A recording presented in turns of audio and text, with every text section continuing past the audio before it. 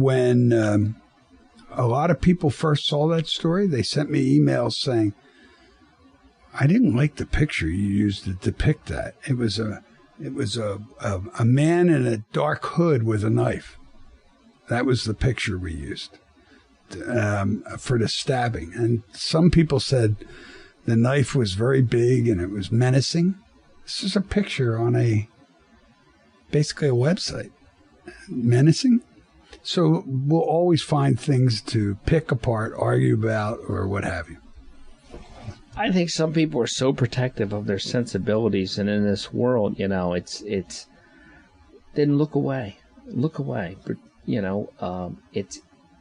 it's like you have choices. You have the ability to look away. You have the ability to choose. Do what you would do as if you walked in on your grandparents having sex. Turn away. Actually, I'd probably watch. They've been gone a long time. It'd be nice to see them. And I'd like to see what that would look like. No, you wouldn't. You just make choices, and people that stay on something that's upsetting to them and scares them or frightens them or whatever, and want to fight about it. Some people want to use these mediums like yours to get their 15 minutes of fame by just being the permanent hater. I don't know if you've gotten to the point with Tap Into where you have you have your cheerleaders, but then there's the grumpy guy who's going to pick apart every story we have. He just waits to come after us. They're out there, and they don't contribute anything. I think one of the things that you're directly asking people is to contribute, to give you stories, send you good news stories. You're not going to use all of them, but you use some of them, and you can't use any if you don't get any. We'll actually go out and interview the people, talk to them, take photos. I mean, if it's a story that is germane to our service territory, then we're gonna cover it.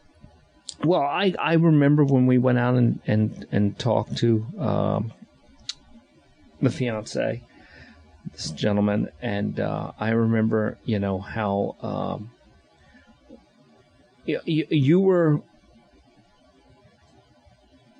so focused on the emotion of the moment, you were almost caught off guard and a little frazzled with your questions, and your questions, whatever line of questioning you had in mind, as soon as you met her, just flew out the window. Yeah, and it did. It just flew out the window. Because totally did. It was such a human experience, and I think that's the difference in what you do. And then you got distracted by telling her she had beautiful eyes. Yeah, it was a mistake. But they were beautiful, so. They were, because you were so, when she was talking, she just radiated truth. And actually, if she lies about anything, I bet she can do it really well because she's so believable. I wouldn't want to play poker with her. And I remembered at the beginning I had doubts about that. And I go in very skeptical, and she just wore my skepticism away. And this was because we are so used to not dealing with pure honesty anymore. And pure raw emotion. Pure raw emotion, because it's so, it's so covered up. And you talked about the study about people losing abilities with their sense of direction. We're losing our memory. We can't remember a phone number. Back in the old days, I could remember 4 phone numbers. If you told me 4 numbers, I could remember them. Now, if you tell me one number, first off, they jumped it up to 10 digits, which started to throw the train off the tracks.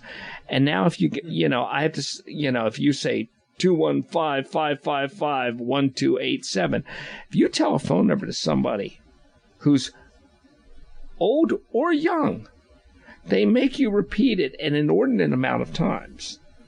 They won't write it down. They won't write it down. No. And it's crazy. And one of my pet peeves is you go on tech support and they have the chat thing.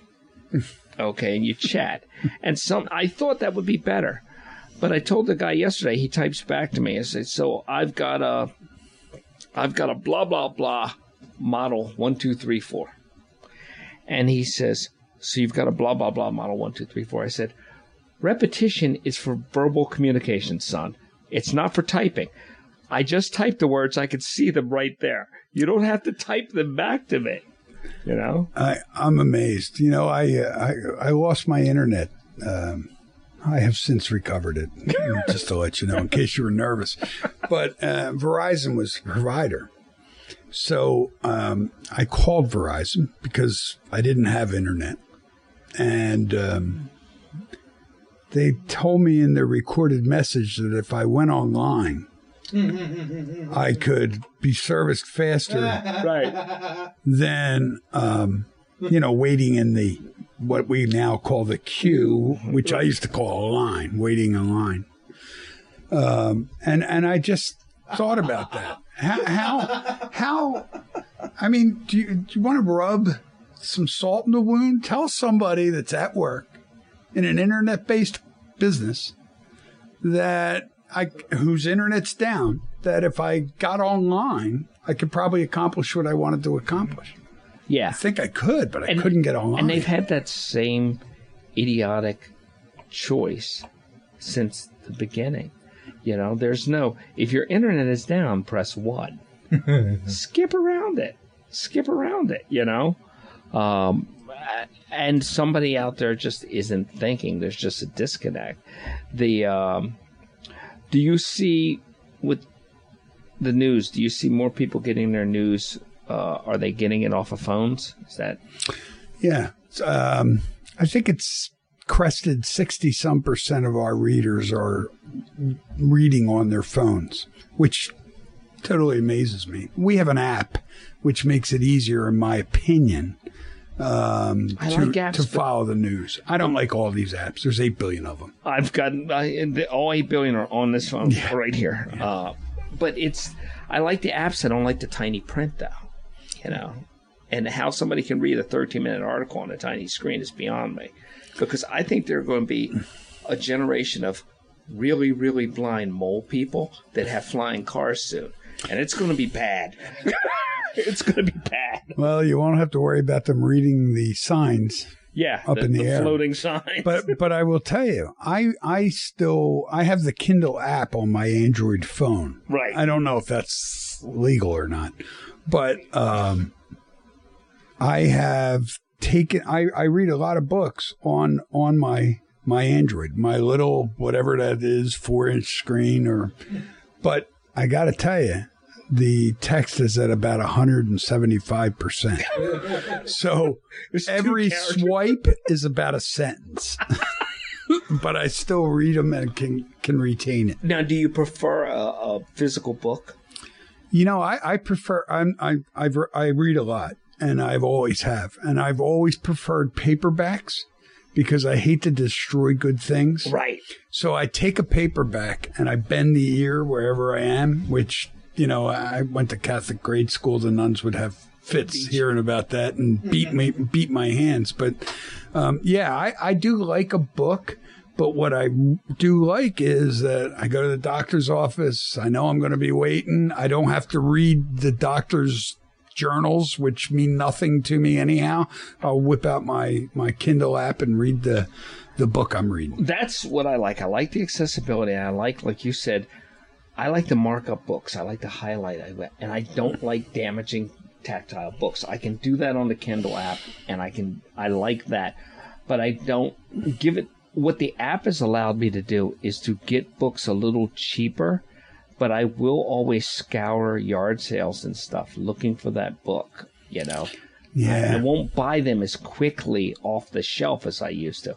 I'll get the discounted one, and then I'll wait for it to come down. What do you do with your old books?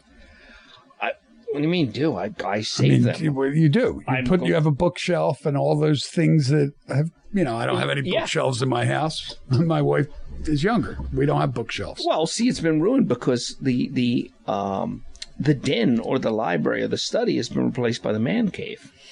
Well, that's absolutely a fact. It's been ruined, and that's where our mind is. That's where our thinking is. The reason I asked you about the books and the reason I don't like hardbacks is because I don't like taking something that's really well and damaging it and defacing it or whatever. Every one of my books, I either leave in an Uber or on the train or on a bus. I'm rarely on a bus. Every book I write in it, if you find this book and you enjoy it, leave it where somebody can get it. I've left things on benches, and I actually put an email address in one now to follow this book, and I had one book that literally has been to more states than I have. That's neat. No, it's pretty cool, some of the stuff that you can do. But have you thought about doing one of those outside libraries outside your house? No. I don't like people that much. Yeah. I don't want. I mean, I'm tolerating you. I got to be honest. I don't want beggars at my door. I'm kidding. For his listeners, I really do like this guy, which is why I'm here. Yeah, my listeners are going to mount up a riot and storm your house. I'm sure, both of them. You never know. Well, fortunately, they'll be in their 50s or older, so when they get to my house, they'll forget why they're there. I'm surprised though. Like you talk about the variants and the people you see on here. I've done a little bit of looking at the people that listen to the show, and it doesn't. It's just no rhyme or reason. It's like for some reason I see a lot. There's so many different avenues that it goes out on and gets disseminated. But I think it was the one version of the podcast.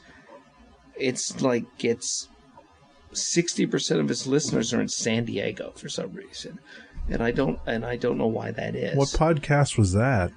It's over the Spreaker feed.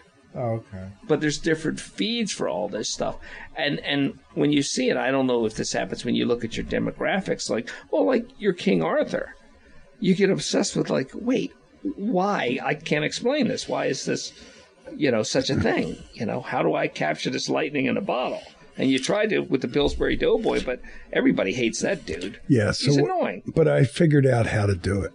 Okay. I'm going to go into a store, open a bag of flour, lay down next to it, and when they recall that flour, because obviously something happened, I'll be all about it, So I can recreate that. You need to find another product called King Arthur.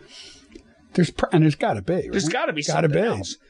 He sells round tables, and do a story about it because it's got to be the King Arthur thing. It really does amaze me, and I can't believe we're spending this much time about it. But I really thought the Pillsbury, because I had never heard of King Arthur in a flowery sense. I had heard of King Arthur, but Pillsbury. That's when I grew up. It's like a staple of the world. But I think he secretly annoys us, and we thought he had it coming. Yeah. I think he secretly annoys us. Yeah. It's just, it's like that Microsoft paperclip.